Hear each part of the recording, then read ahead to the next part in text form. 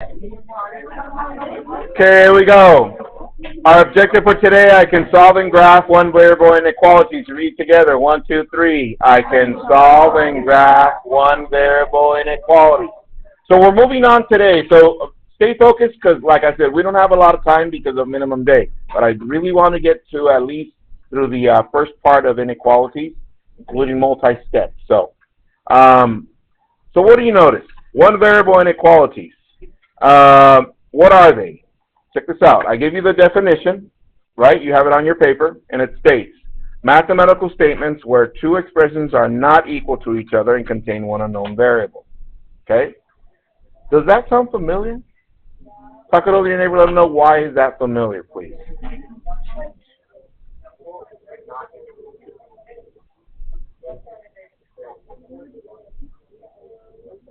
Alexa, why is that familiar? Very similar. Almost all the words are something that we did before, as Alexa said.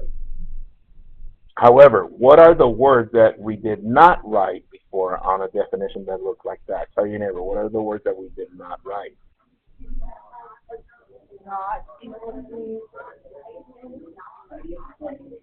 This one has what? Not. The previous definition for equations was two expressions equal to each other. Is that correct? One variable. But this one is what? Two expressions not equal to each other. One variable. So let's write some examples. Write these down, please. Copy those, please. Go. So as you're copying, I'm pretty sure you're realizing by now that they're almost exactly the same examples that I gave you for equations. Is that correct? Except for these don't have equal signs. What do they have? Inequality symbols. Inequality symbol, inequality symbol, inequality symbol all the way through. That's why that's what it means that these are what? Not equal to each other. Does that make sense? Copy the non-examples, please. Non-examples. Let me move this out of the way. There they are. Copy those. All right, let's see. So, talk it over to your neighbor, let them know why these are not one variable inequalities, please.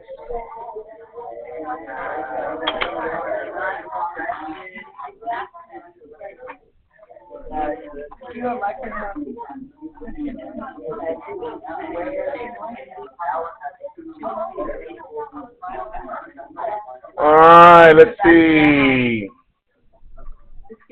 Vanessa, the first one, why not? Why is this not a one variable inequality?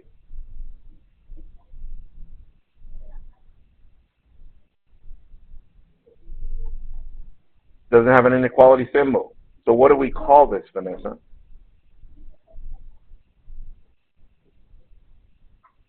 Expression. That is correct because it doesn't have either an equal sign or an inequality symbol. Ask someone. Who?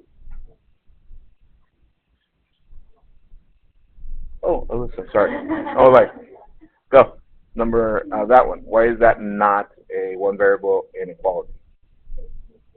Because it's an equation. That is correct. Ask someone, Alyssa. Jessica. It's not an expression.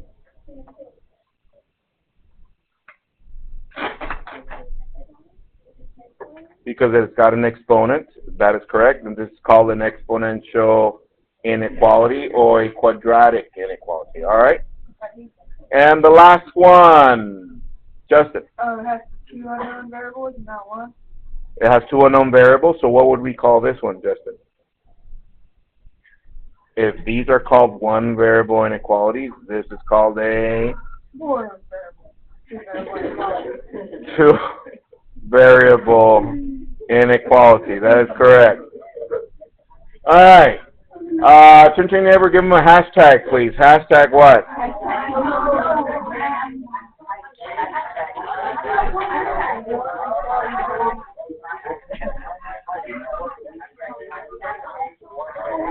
Write those down. Andrew, start us off. Go. Hashtag no exponents. Marco, go. One variable.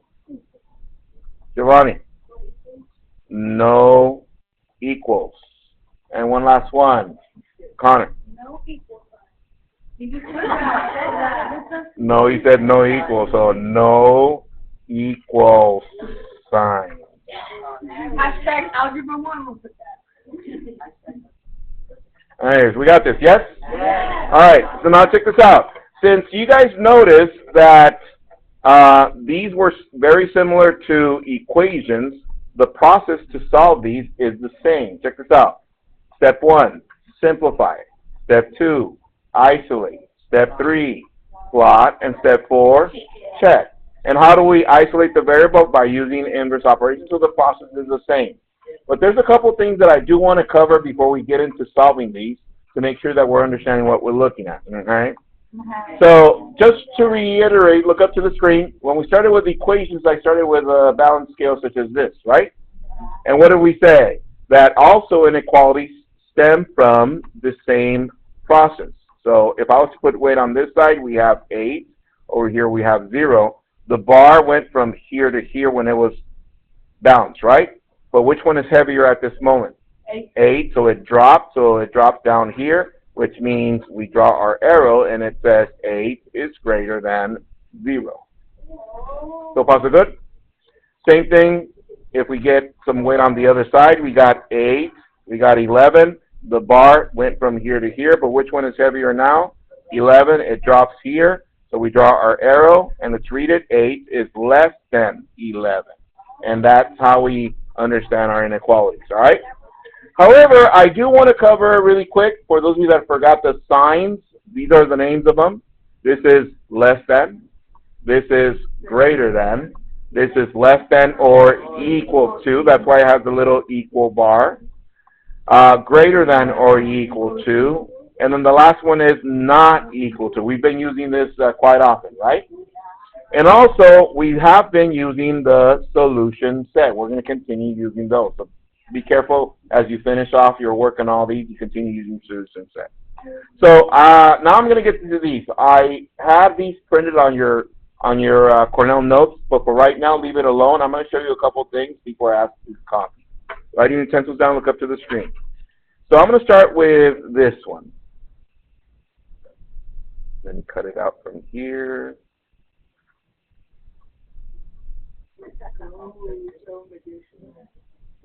All right, so here we go. Writing utensils down, look up to the screen. Now, last year and previous years that you covered inequality, some of you wrote inequalities and read inequalities according to the direction of the arrow. This year is going to be a little bit different because I want you to understand what you are looking at. I just don't want you to write stuff because, oh, it's pointing that way or pointing this way. So this is how we understand what we're looking at. First of all, don't worry about the shading part. What are we looking at here? Tell your neighbor, what do we have here in front of us? A real number line, not just a number line. A real number line. Use your proper math terms, please. A real number line. Okay. However, what in particular do we have on this real number line? That there's a shading in red going in that direction. Does everybody see that? Okay. The other thing that we know that the shading starts at what number? At 5. Is there any shading this way? No. Therefore, this number where it starts has a particular name. This one is what we call the dividing point. Check this out, dividing point.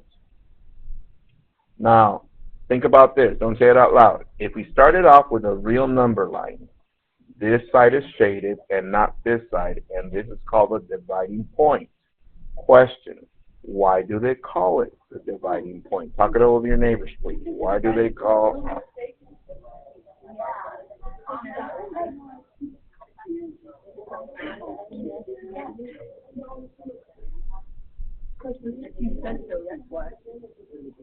Wow. Let's see. Connor, go. real number line and the fake number line? Close. Oh. It does, this number does divide the real number line, but it divides it into two sections.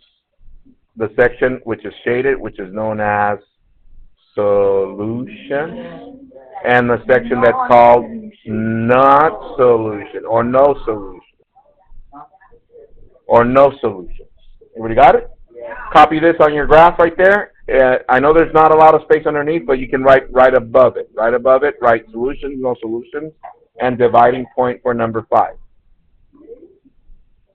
On the graph that you have right there in front of you, the very first one. Also, if you want to make a note, and if you have colored blue, I'm going to point to this point right here. And to make a note, this is an open point. No, we'll get there. I'll explain it right now. Okay? Okay? Write your utensils down, look up to the screen. Here it goes. Now, I'm going to ask you to write any inequality from the graph. And this is how I want you to write the inequality. You always start with a variable, and then you use your dividing point. Does everybody know what the dividing point is? What is a dividing point? 5. So then I'm going to write this. Just pay attention, write your utensils down, look up.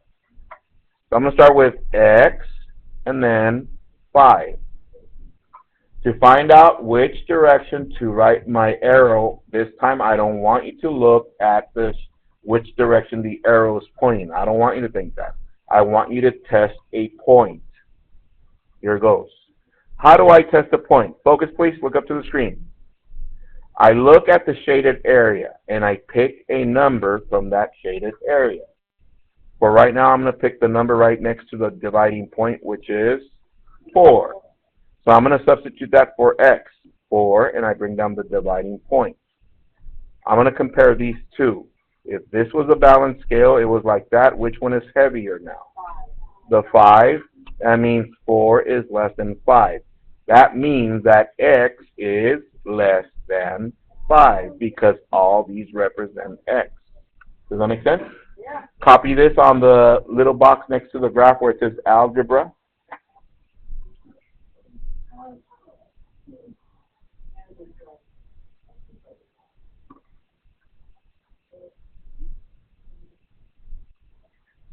All right. So now that we have that, notice that on this one, look up, I didn't write an equal sign underneath the inequality. Why? Because it's an open point. That means that we do not include 5 in the solution. You're saying, why not, Mr. Q? Look up, please. Write your utensils down. Look up. We don't include 5 because if I was to substitute 5, look, is 5 less than 5? No, that's not true. How about 4? Is 4 less than 5? Yes. How about 3 less than 5? 2 less than 5. 4.5 less than 5. So every number approaching all the way to 5, not including 5, that's why we don't write the equal sign. You understand this before? Next, what else do I need from you guys? I need you guys to write it in words and a solution set. Before you write it, let me show you what this means. This says the set,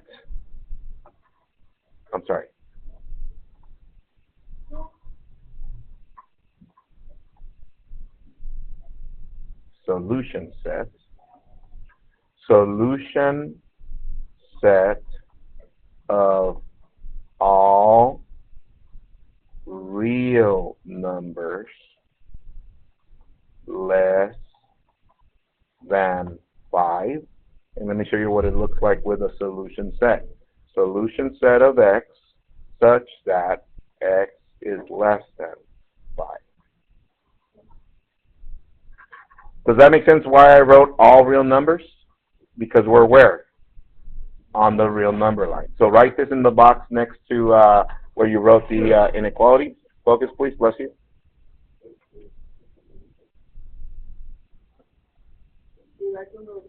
Yeah, also write the little solution set because I'm going to need that from you tonight.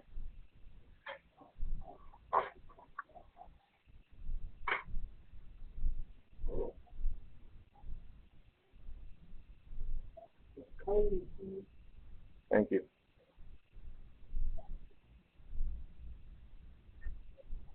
All right? Let me go to the next graph. Look up. I'm going to go to this one. Actually, I'm going to go to the last graph. Write your utensils down. Look up to the screen. Here it goes. Does everybody see the dividing point? Tell your neighbor what the dividing point is. 0. So to start off my inequality, I'm going to write x and 0. Right now, you're just paying attention. I'll let you copy at the end. X and 0. Okay. So I'm going to test the point from the solution set. What would be the first one I would test? 1. I'm going to write 1 and 0. Here's my bar. Which one is heavier? 1. So 1 is greater than 0. That means x is greater than 0. However, look up. Does everybody notice now that the point is solid? That means that now it's equal to the point. So that means I need to write an equal sign right here. And what does this mean? Solution set of all real numbers greater than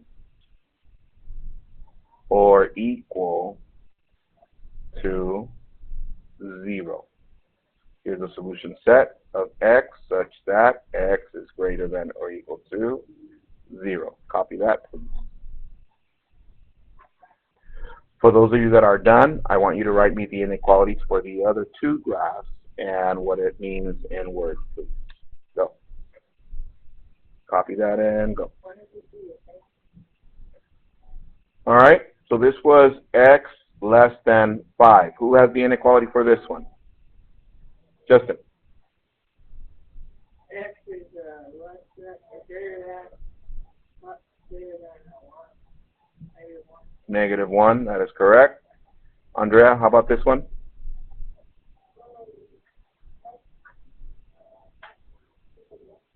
Less than or equal to 1/2. Okay. Do we know how to write inequalities from graphs? So now check this out. The last thing. Example Q. Don't copy this. Just pay attention. 4x plus 5 less than 25. If this was an equation, what would be the first thing we do? Line down the equal sign, right? But now it's line down the inequality. Do we know what to do from there? Everyone. Minus 5, 4x less than 20. Divide by 4. X is less than 5. Do we know how to graph that? Let's see. 5, open point. What numbers are less than 5? Everything to the left. And the solution set is x such that x is less than 5. And that's what I want for tonight's home plate. Don't copy it because you don't have time. You need to get to the other class. But the home plate is going to be in the video. And it's going to look like this. It's only 8 problems. Make sure you go to the YouTube channel, guys. Good one. Enjoy your home play. It's only 8 problems. See you guys. Come always. Bye. Good one. There's your home play.